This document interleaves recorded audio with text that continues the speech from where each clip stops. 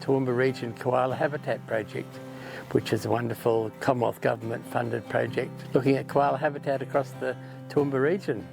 The project has a number of aspects, but the major aspects have been working with landholders to have them appreciate and work towards restoring koala habitat on their holdings, and their holdings can be urban areas or peri-urban areas or out into the larger agricultural and grazing properties of the west of the Toowoomba region. Great variety of different landscapes here in our region, and that's the joy of it, that we have such a variety and different requirements for landholders in different areas. It's been a really steep learning curve to understand the thermal drone operation and technically get our certification, everything, and that was a real challenge to start off with. But once we've got over that, it's a joy to see what the technology can achieve, and I like to say it's cheating, isn't it? Rather than walking in the trees and looking up and getting a sore neck. But when you go over it and you get a thermal image of a koala, it's just amazing. And what is really enjoyable then is to show that to the landholder, the cattle producer, grazier, who's been on his property for 40 years, might have occasionally heard a koala.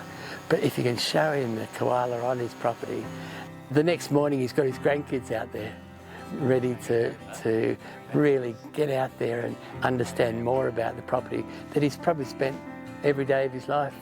Yeah, the koalas we did. If ever we see one, we're all down there. One day my daughter, on the dam bank, you can actually see into the trees I planted, and it's great, you can pick them quickly. And we had one, and we said, oh, there's one, and then we were going a bit further, and now there's another one, and Fraser came back and said, I just saw another one. So yeah, they're around, and we do love it, that's what we love so much. But yeah, we used to go over the Oakey Creek and see them all the time, but then we never had them over here, and then suddenly, but they've probably always been here. I can walk all along this whole river, but I never see one. I was always walking here, looking, praying that they'd be up there. But you're just lucky if you see them.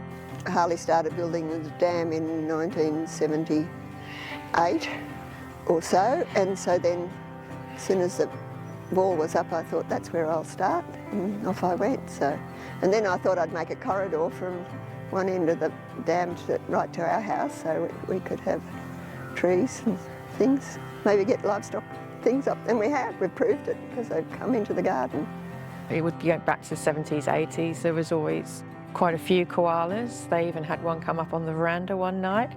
But then we haven't seen any ourselves for a long time. I think the last time I've ever seen one here was about 2007. So what I'm interested in is learning what may have caused them to move on and how we might be able to rectify that and improve the habitat and improve the biodiversity for them. I put a call out to quite a few of the neighbours and local landholders, and most of my neighbours on the North Branch have come on board and more than happy for the project to come and survey for koalas along their stretches, and even property owners on the Connemine River, which has the beautiful density of tree lines. Yeah, no, I think it's a great project, and I'm very happy to be involved in my little part.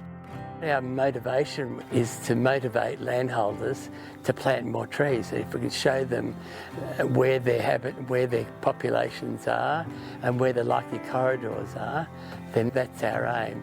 Another exciting part of our project has been developing thermal drone technology methodology, which is a document that's available on our website, and it details the nuts and bolts of the technology, the software, the hardware, the insurances, the subscriptions that you need to take, and then also a lot of screenshots of the actual software that operates this little amazing bit of technology here.